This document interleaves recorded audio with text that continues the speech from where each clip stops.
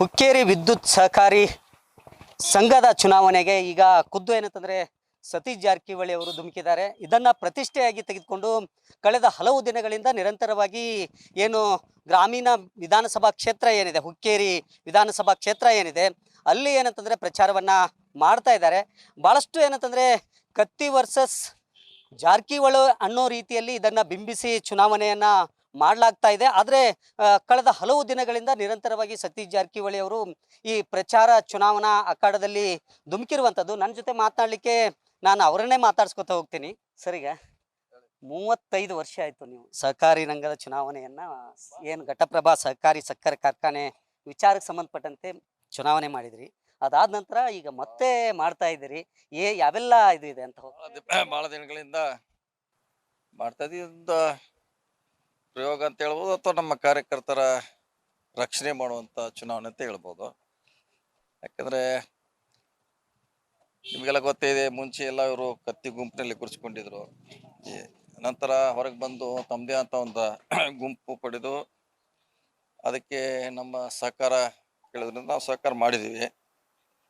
ಆದರೆ ಮತ್ತೆ ಈಗ ಚುನಾವಣೆ ತಕ್ಷಣ ಬರೋದ್ರಿಂದ ನಾವು ಅವ್ರ ರಕ್ಷಣೆ ನಿಲ್ಲಬೇಕಾಗಿದೆ. ಅವ್ರ ಪರವಾಗಿ ಚುನಾವಣೆ ಮಾಡುವಂತ ಅನಿವಾರ್ಯತೆ ಬಂದಿದೆ.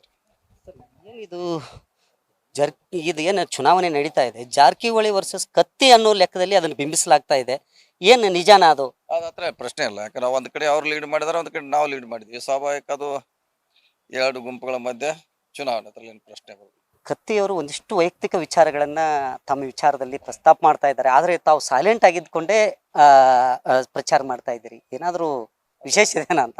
ಅದ್ರಾಗೇನು ಅವಶ್ಯಕತೆ ಇದಿಲ್ಲ. ಅವ್ರಿಗೆ ಅವ್ರು ಹೇಳ್ತಾರಂತ ನಾವ್ ಹೇಳಲಿಕ್ಕೆ ಆಗೋಲ್ಲ. ಅವ್ರ ವ್ಯಕ್ತಿಗತ ತೋರಿಸ್ತೈತೆ ಅದು.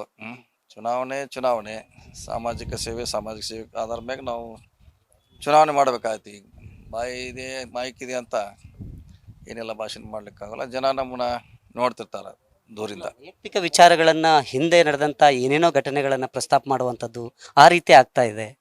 ಅದು ಎಷ್ಟರ ಮಟ್ಟಿಗೆ ಸರಿ ಅಂತ? ಯಾಕಂತಂದ್ರೆ ಅವ್ರಿಗೆ ಕೇಳ್ಬೇಕಲ್ಲ, ಈಗ ಅವ್ರನ್ನ ಕೇಳ್ಬೇಕು. ಮಾಡೋರ ಭಾಷೆನ ಅವರು, ನಾವಲ್ಲ. ಸೊ ಈಗ ಏನಿದ್ರು ಡೆವಲಪ್ಮೆಂಟು ಆಗೋಗಳ ಮೇಲೆ ನಾವು ಮತಗಳನ್ನ ಕೇಳ್ಬೇಕಷ್ಟೇ. ಒಟ್ಟು ವೈಯಕ್ತಿಕ ವಿಚಾರಗಳನ್ನು ತಾವು ಯಾವುದೇ ಕಾರಣಕ್ಕೆ ಪ್ರಸ್ತಾಪ ಮಾಡಂಗಿಲ್ಲ. ವೈಯಕ್ತಿಕ ಮಾಡುವಂತ ಪ್ರಶ್ನೆ ಉದ್ಭವಿಸಲ್ಲ. ಸರ್, ಈಗ ಕೊನೆಯದಾಗಿ ಏನು ಹೋಪ್ಸ್ ಇಟ್ಕೊಂಡಿದ್ದೀರಿ ಸರ್? ಜನ ಅಂತಿಮವಾಗಿ ತೀರ್ಮಾನ ಮಾಡ್ಬೇಕು. ಜನರ ಮ್ಯಾಗ ಆಸೆ ಇದೆ, ಈ ಸಾರಿ ನಮ್ಗೆ ಆಶೀರ್ವಾದ ಮಾಡ್ತಾರಂತ ಕಾದ್ ನೋಡೋಣ. ಏನು ಟೆಸ್ಟಿಂಗ್ ರೀತಿ ಒಳಗೆ ಪ್ರಯೋಗ ಮಾಡ್ತಾ ಇದ್ದೀರಾ ಅಥವಾ ಫುಲ್ ಪ್ಲೇಜ್ಡ್ ಆಗಿ ಮಾಡ್ತಾ ಇದ್ದೀರಾ ಏನು ಅಂತ? ಇಲ್ಲ ನೋಡಿ, ಇದು ನಮ್ಮ ಕಾರ್ಯಕರ್ತರ ರಕ್ಷಣೆಗೋಸ್ಕರ ಇದೊಂದು ಅನಿವಾರ್ಯ ಅಂತ ಹೇಳ್ಬೋದು, ಅಥವಾ ಯಾವುದೇ ರೀತಿ ಅದಕ್ಕೆ ವ್ಯಾಖ್ಯಾನ ಮಾಡ್ಬೋದು. ಇಲ್ಲಾಂದ್ರೆ ಅವ್ರು ನಾವು ರಕ್ಷಣೆ ಮಾಡಿದ್ವಿ ಹೋದ್ರೆ ನಮ್ಮ ಜೊತೆ ಯಾರು ಕೂಡ ಬರೋಲ್ಲ.